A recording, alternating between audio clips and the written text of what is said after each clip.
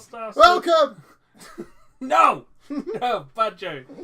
Hello and welcome to the All-Star Supercast. I'm Haz and Jay. This is Jay from Jay Horn Illustration Comics for Couples. And Joe's still on his undercover secret mission to find out I think stuff. he's finding out what's going on. I think he's starting with the Russians. Oh, shit. He wants to be Russian back. Hey! Oh, dad jokes. Ah. Gotta get him in there. Gotta learn. Learn how to do them properly. Damn right. So, today we carried on with Spawn, should I say. From last time, we watched episode 4, 5 and 6 of series 1. This is the HBO animated from 1997. So fucking good. It's unbelievably good, actually. For when it came out and what it was, I'm surprised they did it so well. Surprised they were allowed to do all that stuff. It sounds like a stupid thing to say, but it has that feel of other things had tried it, but it was the Game of Thrones of its genre at the time. Yeah. I've been watching a few interviews with Todd McFarlane recently because he's fascinating. He's a really, really fascinating guy. And he was saying that in America, when Spawn came out, it had all of the warning labels at the start. This program may contain sex, nudity, language, graphic violence, drug use, alcohol use, everything that was on. Got a full house. Yeah, everything that was on the list of no-nos. Yeah. It had. I like it. Yeah. I mean, do you think they aimed for that? I don't think it went out to just be so controversial. I think it was just a case of it had to be for I think it the helped. vision. Yeah, I think that. Because I think it's that morbid curiosity of, let's see what's going on. Yeah. If only Joe knew. If only Joe knew what was going on. He doesn't The know. hell is going on? He's going to figure it out, don't worry. Damn it, Joe! Must be All called those documents on my desk by 9 p.m. He'll be back. Someday. So, just before we actually get into it, I know we covered a lot of like the background and the history last time at Spawn, but I know we touched on it a little bit, but I'd like to touch maybe on what we think the inspiration of Spawn was, but not just the character, but also maybe in this cartoon the animation style, Okay. because it does seem to borrow from a lot of other cartoons that were at the time.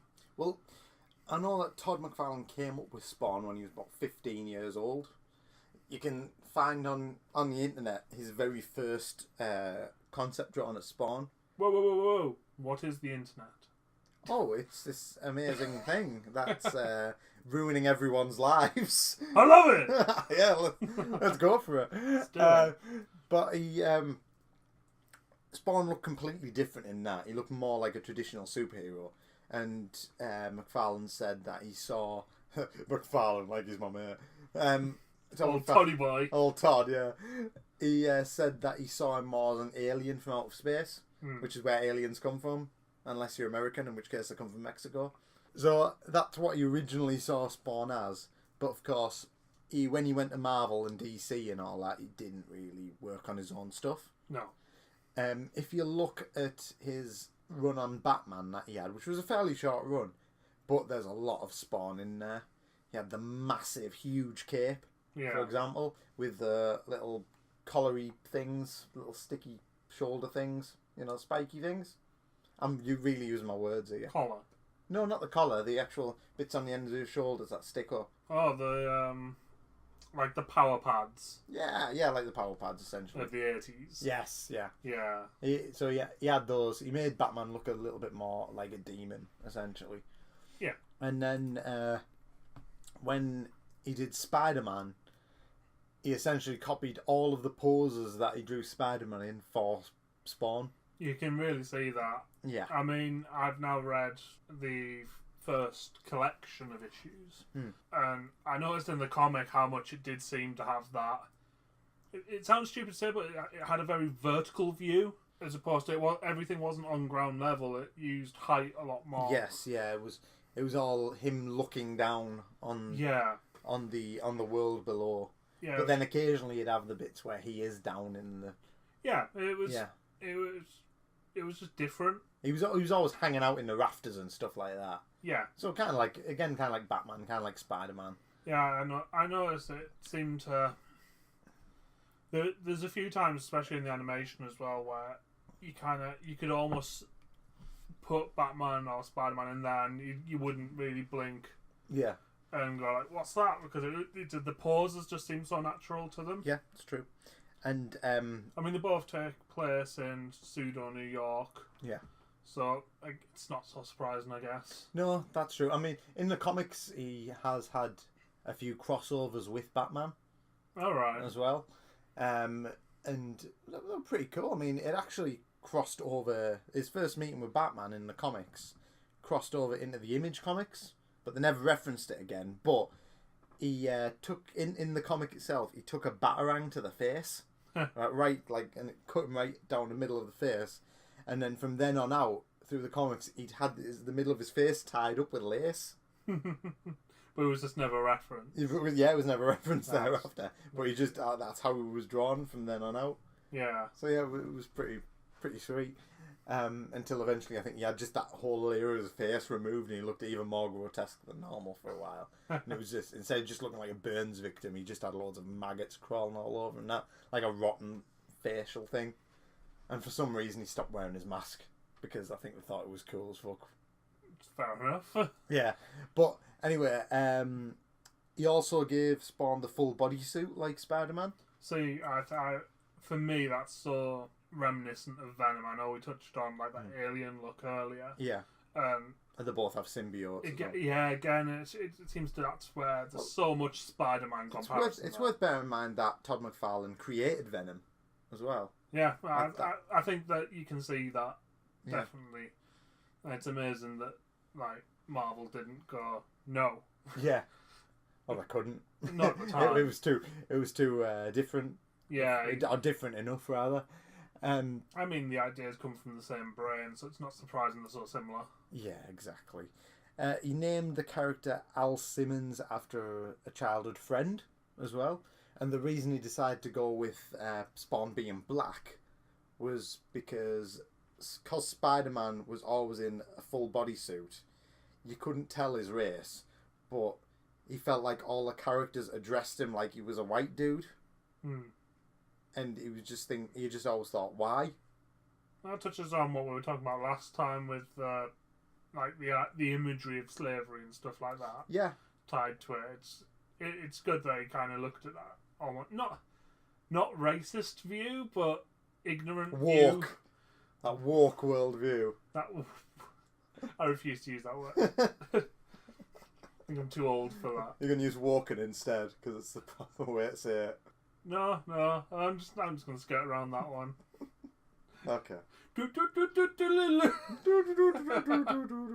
This is the intermission. This is the bit where Jay says something inappropriate. So true. So true. Right, what else? I think that's about it. Talking about the animation style as well, it seems very much to borrow from that. You could say it's got that 90s X-Men, 90s Spider-Man, the animated adventures of Batman look. Very much like Batman, Gargoyles as well. Yeah, Batman in particular was early 90s as a cartoon. 92, and then the New Adventures came out in about 90. I think they came out in 98, so they were a bit after Spawn actually. The reason I'd compare it to the Batman is the use of shadow. Yeah, very noir. Whereas for the Spider-Man and the X-Men, they were coming out about the same time. No, they came out earlier. Did they? Yeah, Batman and X-Men came out the same year, 1992. Right. And I think Spider-Man was 94.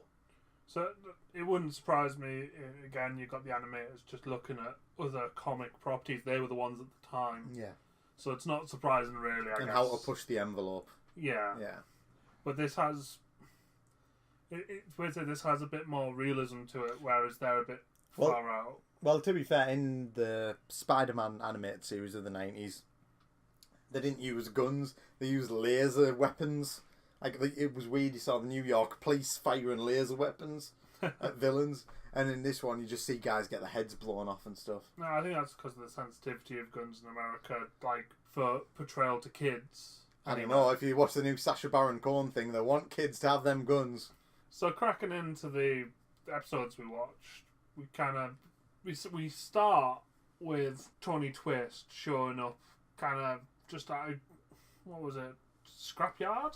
Yeah, sort of like a dingy place that Just out the gangsters way. meet up. Yeah, just out the way, quiet.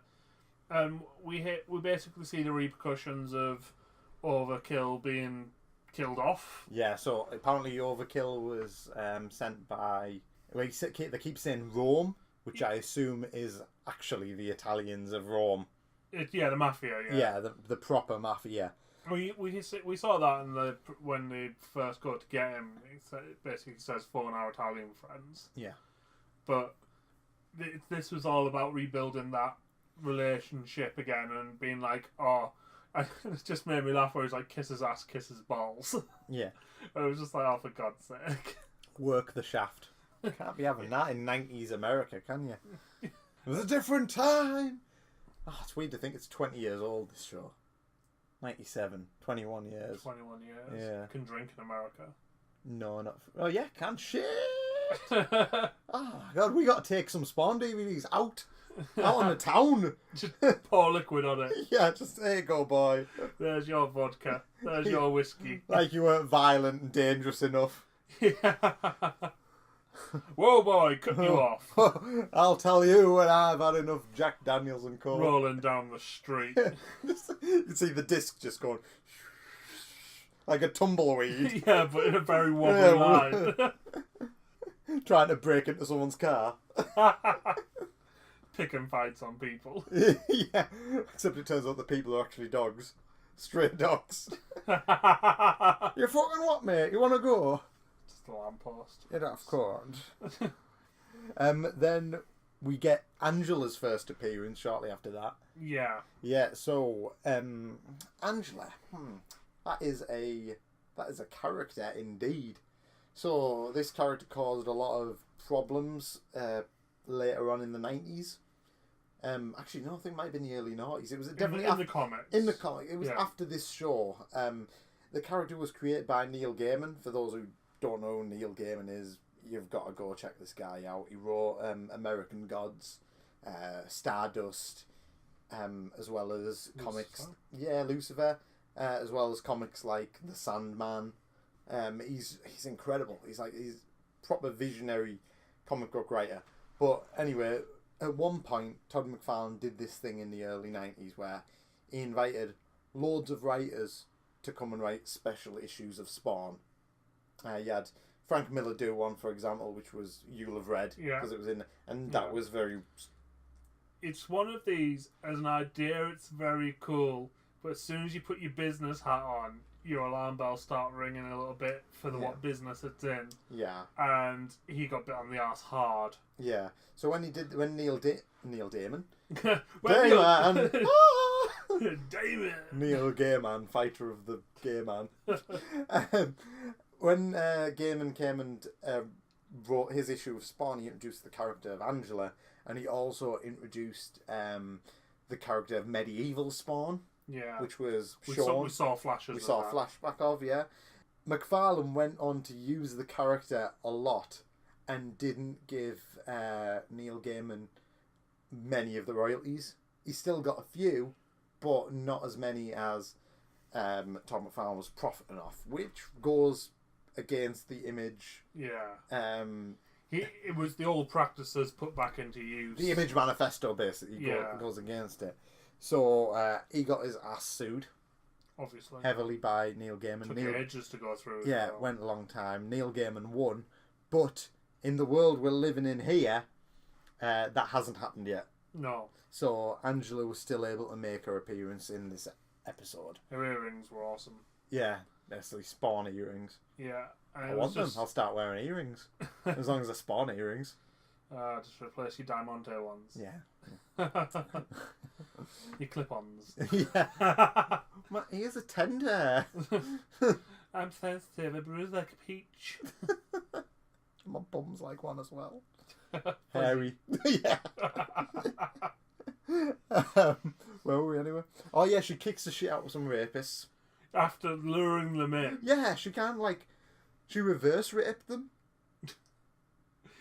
Is that the bit where we put the do do do do? She reversed raped them. She basically she reversed Me Too'd them. I would say she turned the tables on them. Yeah, reverse Me Too. And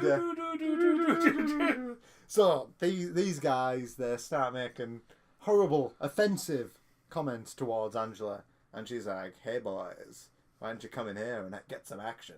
And then she just proceeds to like stamp on their nuts and kick the crap out of them, throw them into like trash bins and stuff, and just being a badass. What was interesting, I thought, on the way this scene was done, when she's kicking the crap out of them, it was very reminiscent of the chapel scene at the end of the 3rd episode, where while the violence was going on, there was like flashing on the screen and other things almost seeming to happen. Yeah, that happens a lot through the show. Yeah, it's obviously a stylistic choice of theirs to do, and it does make the action scenes a bit more. I'm trying to think of the right word. Not confusing. Just lots. Intriguing. Lots going on. Convoluted. No.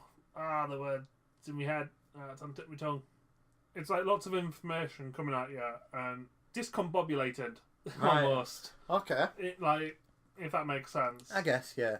What I read into it is because you do get all these flashbacks all the time. All of these characters, at least the miserable ones, like Spawn, like Angela, like Chapel, they're all obsessed with the past. You know? So I feel like the characters that get that are the ones that can't get over what had happened. To be fair with Spawn, he was killed. So I'm sure if you come back, that's kind of hard to get over.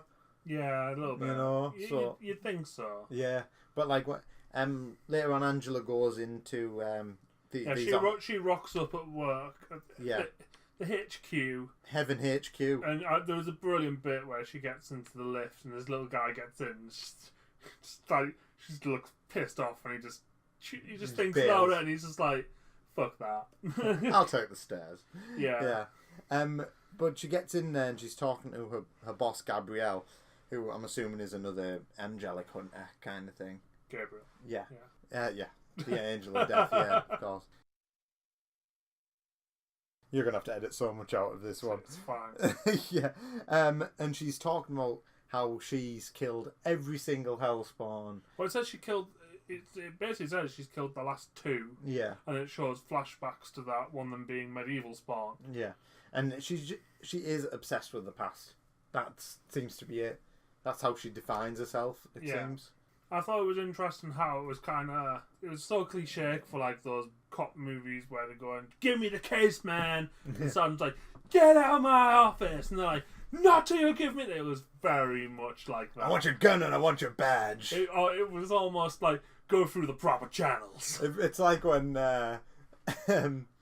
McBain had to go buy the book. Yeah. And he goes and shoots the book. Buy book. It very much was that cliche. And I think, it's a trope, but I think it works because you know what's happening. And also it was the 90s. You know, that cliche wasn't as cliche as it is now. I did notice how this very much seemed to set up for kind of possibly the next series, because this is the only time we see it. Yeah, it is. But I don't know, because I remember in later series there was an angelic hunter, but it wasn't Angela who in the episodes that I remember seeing. So I don't know whether the Neil Gaiman thing happened in between seasons. Well, if it happened maybe in like 98. Yeah, or something like that. I'd have to look into it. Yeah, I thought it happened early, like 2001. It might have done, to be fair. But in quite a lot of cartoons that sometimes the writers put out, particularly in the first series, a lot of threads that they can pull and from. Foreshadowing and stuff like that, yeah. And it's probably just one of those moments of, someone from the comic will write it in fan service and we can use it later. Maybe. We then zap over to Wanda meeting up with her private investigator for the case she's working on. Old Maxi boy. Yeah, I didn't put her name, I just put PI. I got the name later. Ex-cop / PI. Yeah. And she's being spied on. Yeah. So, it's a bit creepy. Yeah, which is pretty much going to be Jason Wynn's Yeah, you got the guy taking pictures, and because she's getting close to what I Billy love, Kincaid's. again, it's just got that such, and I call it stereotypical. It is because so many 80s things had this of here's the evidence, but this is hot, man. This is hot. It goes right to the top, and you have no idea how hot this was. You should drop it. I'm 2 days from retirement, man. Yeah, it very much Play had this that. close to the chest. I'm too old for this shit, man. It very much had that overtune of it. Yeah. And this was what I called the pedo Kyle clearing evidence. Yeah, essentially. Poor Kyle. Poor Kyle. He's a good boy now. He don't hurt nobody. But Spawn is there. And he just seems to appear. This for me was like where that Spider-Man like inspiration really showed as well. Spider-Man / Batman because he had the cape. Because it was just the way he was in the tree and the chain drops down and he brings the guy up. Yeah. And it very much had that feel of, again, that verticality, to use a weird word. But he absolutely brutalises the guy as well. Yeah, the guy tries to shoot him, so he's just having none of it and just takes his lower arm off. Yeah, just completely breaks the absolute shit out of it. Graphic as hell. And the guy would rather kill himself than give up his boss. Yeah. And which he does. Yeah. And Spawn just retreats back into the shadows. Yeah, he don't give a fuck. Don't give a fuck. But it looks like Spawn is keeping an eye on Wanda. Yeah. Basically. He knows something's up. Fucking stalker. Yeah. Fucking ex-husbands, am I right? I wouldn't know. I haven't got one. Ah, that's 7. They don't call me a Black Widow for nothing. They were all wives when they married me. Oh dear. Goddamn mail order brides. Literal mail order. Yeah. Ah, it's my dyslexia. Oh shit. So then we go to a scene with Jason Wynn and Chapel. And Terry as well. Terry. Yeah, so Chapel's hiding in the shadows. I think I'm pretty sure this is the first time we've seen that Terry works with Jason Wynn so close as well. I thought we'd seen it in the last one. I'd have to go back through my notes. Yeah. But I'm not sure if that's because I read the comic between the last one and this one. It might be because it's explicit in the comic. Yeah, I don't think it had been revealed. No. Yeah. Maybe not. But we see that he's working on a case that would be counterproductive to Jason Wynn's plans. Yeah, he kind of comes in and goes, I've got some inconsistencies here, but I'm going to track it down for you. Don't worry, boss. And you're just like, oh, Terry. Terry. And Jason Wynn's like a fucking nerd.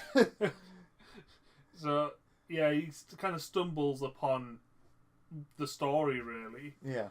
And Jason Wynn kind of just manages him. Yeah. And Chapel's like, I'm going to kill him. And Jason Wynn's like, no, he's fine. He's loyal. He's a loyal hound, basically. Yeah. And I thought that was interesting how Jason Wynn very much just kind of says he's loyal to the company, so don't worry about him. For such a key character. Yeah. That's quite interesting. But I've just written the Violator that in the next scene just torments Spawn. Before we get to that, Wynn learns who Spawn is. Or rather, he gets his first look at Spawn. Yeah. Because we see him in the tape. Yeah, he gets Overkill's internals. Yeah. Yeah. And is it Terry who says, I haven't seen anyone move like that since Al Simmons? Yes. Yeah. And then you kind of see Chapel just scowl. Yeah. So, and then we move to, Sam and Twitch on the case. Oh, I love this, where they're just talking about it. Yeah. It's so good. They are, I think Sam and Twitch are the heart of this show. The humanity in it. Yeah, exactly. Very much. Yeah, you've got Wanda and Terry and that, but they... See, for me, they're caught up in bigger events. Whereas Sam and Twitch are just doing their jobs. They're just everyday people, really. Yeah. And they're actual characters as well. Yeah. Like, I mean, Terry and Wanda, for all that's good about them, they aren't very three-dimensional. No, they're just loving parents. They're filling a role in the show. Exactly. Whereas with Sam and Twitch, it's easy to see why they're fan favourites. Yeah. I mean, you wouldn't get a Wandering Terry spin-off comic. No. You really would. Yeah, I mean, he's just a little bitch, really. But Little bitch. little bitch. So then we see that Wynn visits Tony, and as Chapel a hello, kills his bitches. yeah, as a hello, just walks in and kills 2 women who have the tatty bojangles out, Yeah. and They died the way they lived, topless. he's like, it's not really a warning as such. It's just more, It's a discussion, but they can't have anyone knowing that Wynn's involved. yeah. So the bitches gats to go. Gats to go.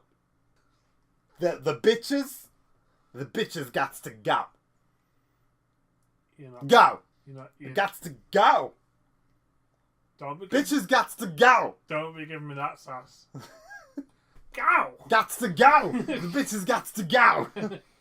And then we see that he's keeping tabs on everyone. Yeah. But he's like, oh, I incepted this for you, by the way. Here you go. And it's the head of the guy who sent to Rome. Yep. With a nice little threat on top. What did the threat say again? It basically said, "We are not impressed." Please try harder next time. Yeah, they say sorry ain't enough kind of thing. It was a warning in its own right. Yeah. And then we go straight from that to more flashbacks. Where Yeah. Spawn's having a nightmare and he nearly kills good old Hobo Garib. A nice old man. Yeah, this is you see just how conflicted he is Yeah. when he's not doing anything, Yeah. and how just mentally he's not sound. Yeah. At And all. he pretty much dismisses Garib as well after nearly killing him. And Garib's just he's being nice, basically saying, "I've got half a loaf of bread if you want some. Yeah.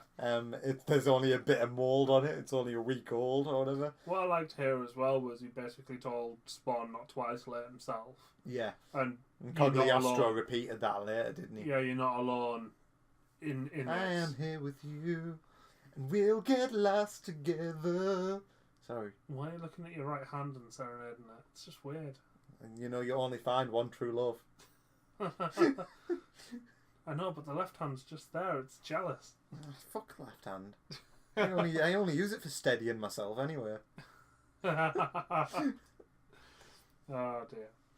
Well, there was the conversation in Wanda's office between her and Max, where she's like, "I'm following this right to the top," and I found it interesting because he used the term "you're on a holy crusade," and I thought that was a nice little term to throw in there. Basically, what the whole thing is, isn't it? Yeah, Yeah. and I thought it was a nice touch of something bigger without realising. Yeah.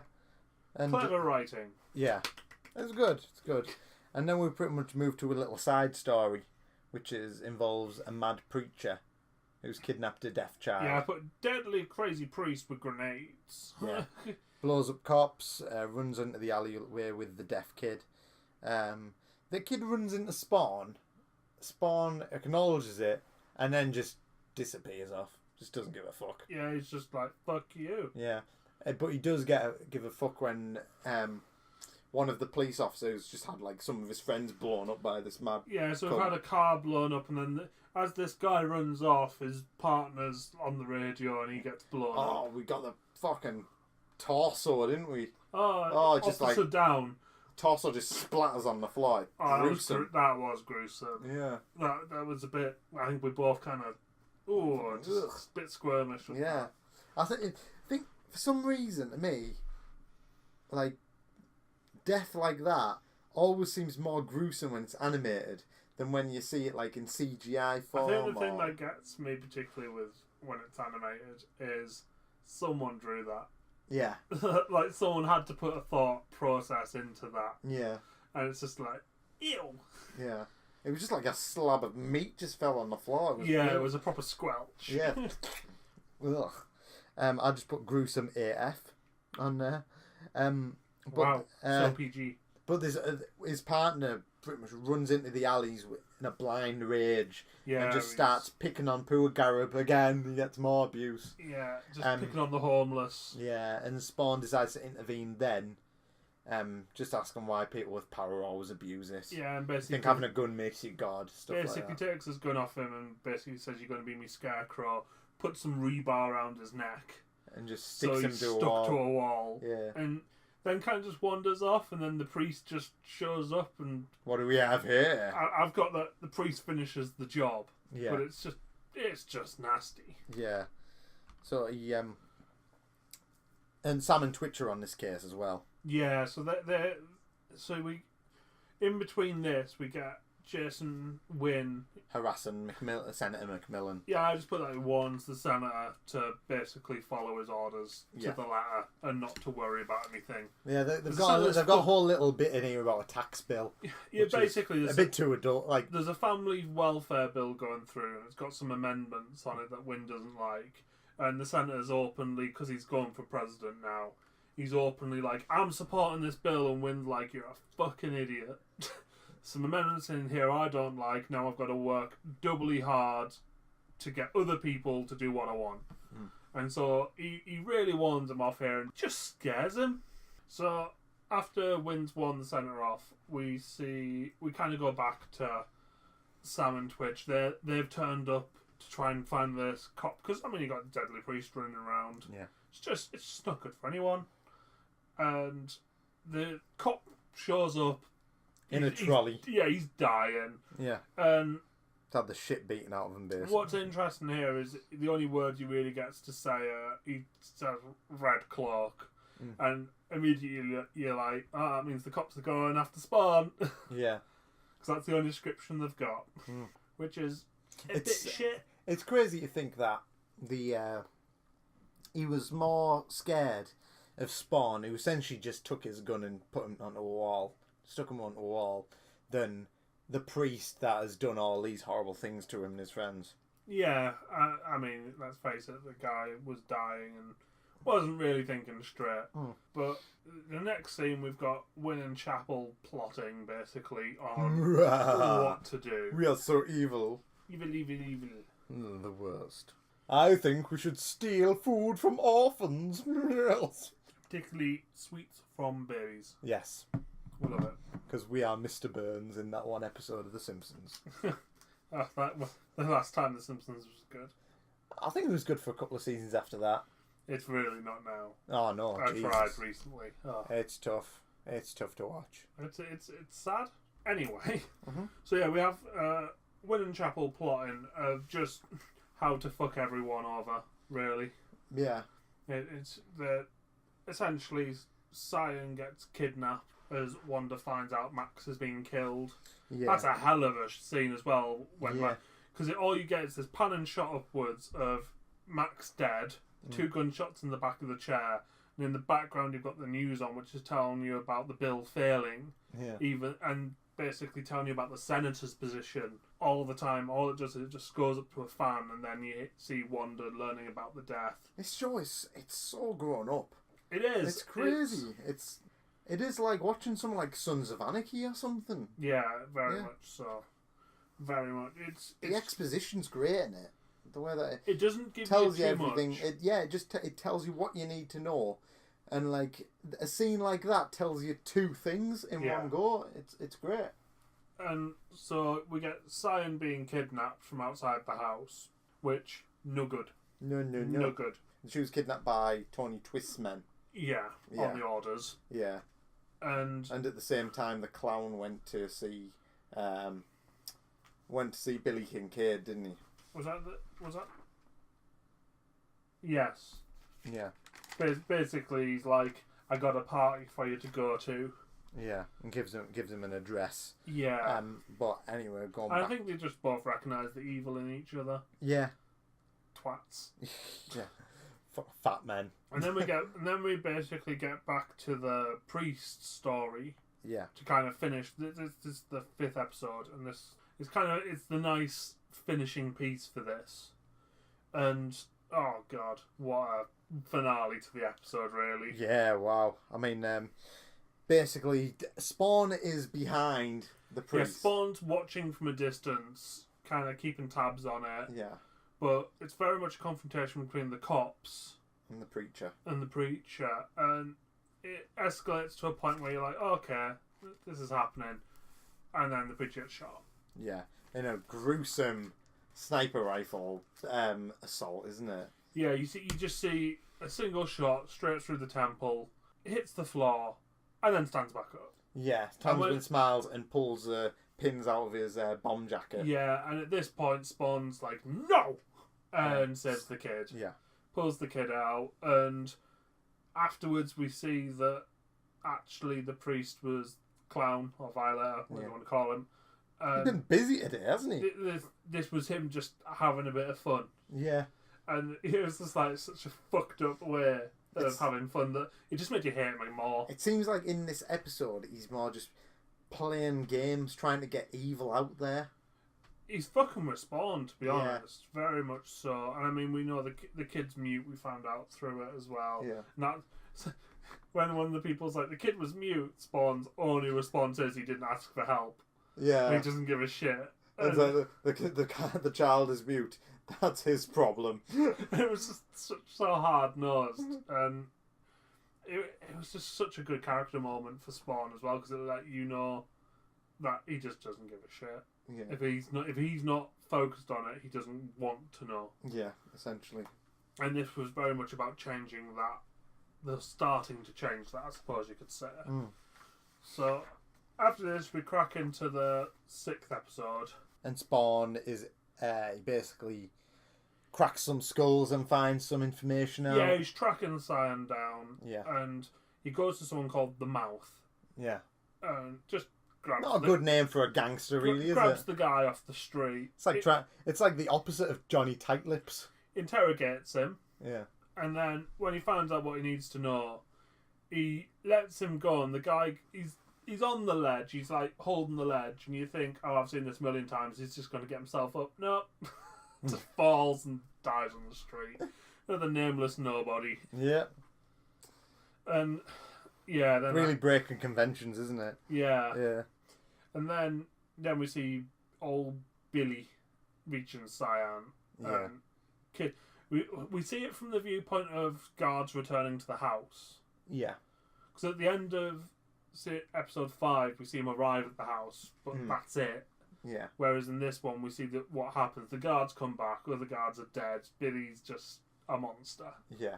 At this point, you're just like, nope. And he was never this... I mean, we'll go into it a bit later, but this is a totally different Billy Kincaid to the comic version. I would argue better.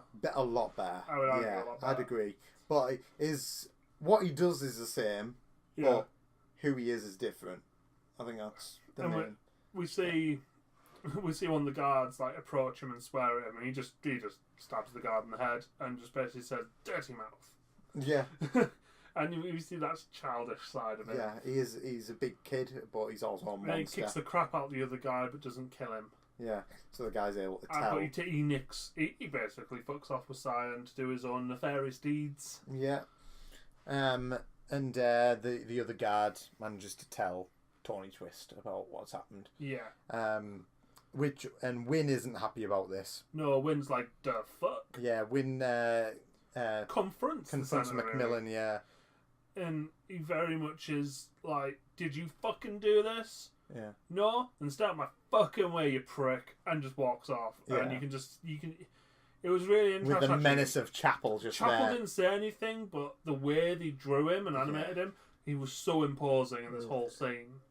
He looked huge as well. He looked about 10 feet tall. Yeah. It was crazy. He did have that superhero stature to like the people around him. And there was a really good shot just at the end of the scene where it was a side-on shot of Wynn with his back to Chapel. We saw the height difference, the build difference. It was up for only for a second, but it just told a lot. Yeah. Straight away. And then we see Spawn getting his hands on old Tony Twist. Fat Tony, yeah. Fucks him up. Yeah. Yeah. Dangles him gotta off the roof. Go! Gots to go! Go! And yeah, he finds out what he needs to at this point. Yeah. As well. And then... And at the same time, Twitch cracks this whole case wide open. This whole scene was just fantastic. Yeah. Again, that human element, but... I could just watch them two in an office. Yeah. With the banter all day. Oh, it's fantastic. Great. I loved when he'd accidentally put his bloody cigarette out in his drink and then drank it and just thought, fuck it, and drank it again. Yeah. It was so good. I'm sure these donuts are shrunk. Sam is amazing. Very astute, sir. They've cracked it open. So basically, all the players have cracked the case. Yeah, they know who Billy Kincaid is now. Yeah. They know that he'll have been the one that'll have taken Cyan. Yeah, they figure it out. Yeah. And we've got, also while this has gone on, Wanda and Terry have gone to the police as well. They're at the station. Yeah. Yeah. And they go with them as they deploy out to go to Billy Kincaid's pad. And Billy Kincaid has just arrived at his own pad. Yeah, and Spawn catches up with him. Yeah. Couldn't have a creepier pad either. Oh dear Lord, it's got, talk about daddy issues. He's got a giant it's like a fane, isn't it? Yeah, really? like a giant painting or whatever of his father. Portrait. Yeah, portrait, whatever it is. Candles everywhere. Candles all over the place. Proud of me, Daddy? It's like a shrine. It is, isn't it? Yeah. That's what a fane is. Yeah, how's that what that is? Right. I did not know. F-A-N-E. Live and learn. Oh, thank you. Yes, it's a former temple. Okay. But Spawn's already there. Yeah, Spawn's like, you've got daddy issues. Hand over the girl. I've got daddy issues. You got bigger daddy issues. Spawn has not being a daddy issues. No, I've got father issues. Yeah. So Billy basically sets fire to his own house. Yeah, he's just like, fuck y'all. Yeah, he knocks over a bunch of candles. And sets Spawn on fire. Yeah, and you're on fire. You're on fire. Your sex is on fire. Oh, that's where that song came from. Oh dear. Jesus. So we see the flashbacks when he's on fire and just how it affects him as well. Yeah. Which was quite interesting. Because I think that's the Spawn's first time carrying that weight everywhere he I think goes. it's the first time we've really seen that weakness in him. Yeah. Of how the fire affects him in a, what I would term, a high pressure situation. Yeah. Well, I think it's part to do with his memories aren't all there still. Yeah. So, and they keep coming back in waves. So maybe that just triggers nauseating it. waves. Yeah. Oof. So Billy flees. Billy flees in his van. And the cops give chase as well. Yeah, they're just about to arrive. Yeah. You see the van and they're like spin around and give chase. And yeah, I was like, it was just really good. Yeah. And really enjoyable. There's an awesome scene in this as well where you see the van going up the hill and you just see Spawn's cape like around the van, just like spreading out. And Clown's watching this whole thing and he's loving the chaos. Oh, he's getting off on it. He's absolutely just howling and pissing himself at this chaos that's unfolding in front of him. Yeah. Like at one point, like a car crashes into a big lorry and as a result sets on of this fire chase. and stuff. Yeah. And he's just like, woo, bonus. He's laughing his head off. Yeah. And it becomes clear what Clown's wanting to do in this whole thing. Yeah. He's trying to unleash Spawn's. Yeah, he's wanting to. He's wanting to bring out the worst in him. Yeah. And he thinks the best thing of doing that is by threatening someone Wanda loves, which is obviously her child. And I love that bit where he just laughs and goes, "It isn't even his kid." Yeah. Yeah. I was just. It's like mocking him for being a goody two shoes or something, isn't it? It was. And then, as a result of Spawn surfing the van, it crashes in the alley. Yeah. And it was quite interesting, the showdown, actually, because it get a bit like the Overkill one. It was a little bit anticlimactic of the kind of squaring up, and then Spawn just goes like to another level, and Billy can't. Yeah. He can't hang. No, I mean, it's cool how he just starts glowing green. It's almost angelic in a way. Yeah. Like if that was a different colour. If that was if like that had been yellow. Or white or something, or that would have been angelic as he manages to basically choke out Billy with his cape. Yeah, he restrains him. Yeah, he restrains him and chokes him out a bit. Saves Cyan at the same time. And then instead of killing Billy, even though the Clown's just going, kill him. Yeah, he's watching from just above, and he's kind of like, he's like the spectator of this. Yeah. And that's when you really realise he's engineered this. He's like the Emperor watching the gladiators. Yeah, he's trying to unleash Spawn on the world, and it just doesn't. He throws Billy away, cracks his head open. Yeah. But that's it. He's just walked away because he saved. He did Cyan. his job. Yeah. Yeah, he saved Cyan. So, and then we see the Clown come down, kind of going, "No, the actors were meant to play the part. The puppets were meant to play the part." Yeah. And he's just pissed off. And he just I finishes... want my ice cream. He just finished the job, shoots me through the fucking head. Yeah. It was just brutal. And so Spawn leads Cyan to the edge of the alley. Yeah. Where the police are. To safety, really. Yeah. And he gives his wedding ring. Yeah, because we've seen him playing with it a couple of times through these couple of episodes. Yeah. And normally during the the flashbacks when he's being tormented, Yeah. we see him playing with the ring, and it's kind of what's anchored him. And he's just surrenders it at that point. Yeah. And he just he gives, because he's done a good deed, you know what I mean? Yeah. He's done right by his ex-wife, essentially. So I suppose he can let go of some of his issues. Yeah. And he sends Cyan out to the police, and Wanda just embraces her. Yeah, that she runs out. Like, Cyan just walks out of this alley. The police like, the fuck? Yeah. And she's just like, I want my mummy. It's quite a heartwarming moment, actually. It is. And she shows Wanda the ring. Wanda asks where she got it. The sad man. Yeah, the sad man gave me this. Yeah. And it's inscribed on the inside, so it's almost Wanda and Al forever. Yeah.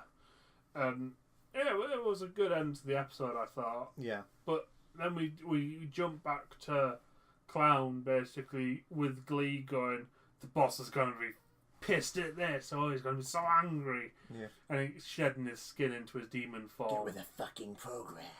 Yeah. That was actually quite good. Yeah. Well done. Oh, thank you. You don't know who I voiced in the 90s when I was 8 years old. Yeah, I do. Oh, yeah. Now you know. Oh, dear. Fucking poor. Tiny tummies. You were the baby in the I was the baby in the sun. Oh, dear. I was Teletubby propaganda, that. I looked at that famous poster of Mao and I thought, Get with the program. Oh, Ah. that's terrible. Cut that! Cut it off. So that is those 3 episodes of Spawn. That's pretty much the entire first season. That was the first series. Yeah. So overall, I loved the series. Yeah. I'd never seen it before. I knew who Spawn was, but I hadn't really engaged with the character. Yeah. Off the back of this, I'm loving it. Yeah. It is a great series. I'm holding my breath for the old film. Yeah, when we eventually get round to that. Yeah, because we are going to take a break from Spawn from now on. Yeah, this has set the bar quite high for that character. So at the moment, I've got quite a lot of esteem for this character, and I'm not sure I'm ready for it to be slightly dashed yet. I don't think I'm there. But yeah, some of the stuff that happened in this overall was fantastic. Like, after reading the comic as well, how they handled Billy Kincaid's storyline in this was exceptional. And I'm not sure if it was just the writers that chose to go that direction, or if Todd McFarlane maybe regretted not going in the direction with him. Maybe. Or if it just suited the style more. I think an issue is when Todd McFarlane was writing his first run on Spawn, he probably, and this is just me assuming, you know, it's not actually based on any research or out like that. Yeah, your opinion. Yeah, it's my opinion on it. He probably didn't think it would last as long as it did. He probably thought, because this is a startup company, Yeah, he maybe didn't think it was the boat that would launch 1,000 ships. Yeah, exactly. You're dealing with the big 2, Marvel and DC, and you're trying to compete with that when you're just like 6 artists, you know, starting this startup company. He probably didn't think it would go that far, so he wrote, a lot of them seem to be like one-shots at the beginning. Yeah, you've got an overarching story. I mean, when we were talking about them getting like Frank Miller and Neil Gaiman in, that it very much did have that feel of individual stories. Yeah. More self-contained than anything, rather than big sprawling epics. Yeah. Which they did become, you know. I mean, some of the Spawn stories are absolutely awesome. Some of the ones that he wrote and the artwork just got better and better. Well, based on the cartoon and that first set of it, I think I will probably pick up a few more to read from what I would term its heyday. Yeah. Because it was a very interesting character, dealt with a really interesting premise, I love the little countdown of his powers. Yeah, Because it does give it almost that finite feel as well. Yeah. And for everyone out there who doesn't know Billy Kincaid's story in the comic, it was essentially a one-shot story. Yeah. He this monster pedo child killer who was released from prison or from a psychiatric unit or whatever it was, on the basis that he gets out of the psychiatric, good behaviour. Yeah, he's changed. He's been rehabilitated, whatever, and he goes back to his old job as a ice cream truck driver. It instantly nicks a kid. Instantly, yeah. It's not Cyan in the comic. No. It's just a random kid. Yeah, and then Spawn just finds out about it through the homeless guys. Yeah. And he just goes to this guy's house, and I mean it's pretty, a pretty cool panel. What happens to him, because Sam and Twitch turn up after they find out that this is probably the guy that's been killing all these kids, and you just there's no pedo Kyle. Yeah, no, exactly. There's no big conspiracy behind it. Or anything like justice that. for pedo Kyle. Just and you just see a naked Billy Kincaid hung up with a popsicle in his mouth, loads of what do they call the little sticks that go in your ice cream? No, flakes. No, the sticks that go in like lollipops and stuff like that. The lollipop stick. Yeah, them. Loads of lollipop sticks just stuck in him. Sticks, Popsicle sticks, yeah. Stuck in his body, bleeding all over, and just a note on his chest saying, "Boys screamed, girls screamed, so I made him scream and scream and scream." Yeah. And then he does pop up in a later issue where he's in hell. I think that's because they realised possibly that he was a good character. Yeah. And he was a good villain, yeah. It's a nice little homage back to the early days. But he was fantastic in this series. Yeah. Really good. A very sinister character. Incredibly sinister, yeah. I think any time you give an adult that kind of childlike menace, it's terrifying. I noticed the way he was dressed was very Kingpin-esque from the Spider-Man cartoon. But like Kingpin didn't have a tailor. Yeah. Because they were quite tight fitting and stuff, weren't they? They were too small for him. It was just a mountain of a man. Yeah. But it was great. It was a good baddie to end on. Yeah. For that series, and I'll probably keep watching it. I'll probably watch the rest of them. Yeah. They were good. It was fantastic to watch. But yeah, it's what would you give it? What would you give it? What would you give the last 3 episodes? And then what would you give the series overall? The last 3 episodes probably an 8.5, maybe. Well, 5. Oh, 5. Well, 5. Oh, let's go with the 4.5.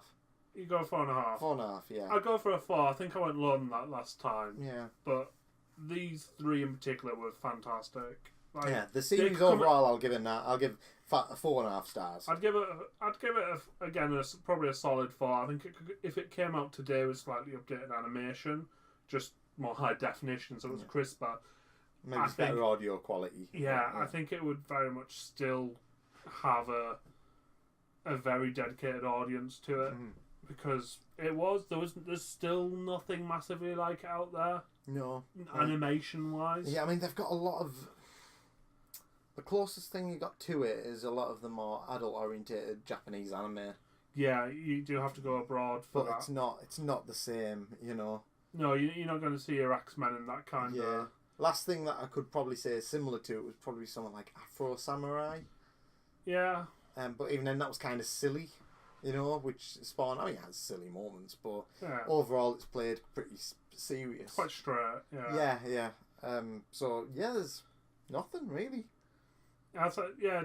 Most adult animation is comedy based. Yeah, it seems to stand out on its own, and even up to now, there's not much. Yeah. Approaching that. Yeah, it's very. And I think that's why it's really good because I made the comment to you, I think, where I said I wasn't sure how it was received at the time and if it kind of did get a following. I know it got 3 series. I know HBO didn't. They weren't doing well back in the 90s. But they were known for making great shows. Yeah, they had the quality, but not the following yet. Yeah, because the way people consumed media was different back then. Yeah. And obviously it's different again now. Because mean, now you don't even have to have HBO channel to watch HBO. No, I mean, it would be something like this coming out, say, now on Netflix would probably set, like, the comic world Yeah, talking. it would kill. It would kill on a platform like that. And considering this came out 21 years ago, and not many people know about it, I think, like, younger people anyway, I would would know about it. It's something that's definitely worth checking out. Yeah, I'd agree. And I think I would actually say it's probably a good starting point before the comics. So it does kind of explain everything quite well as it goes through. Everything's introduced quite well. Yeah.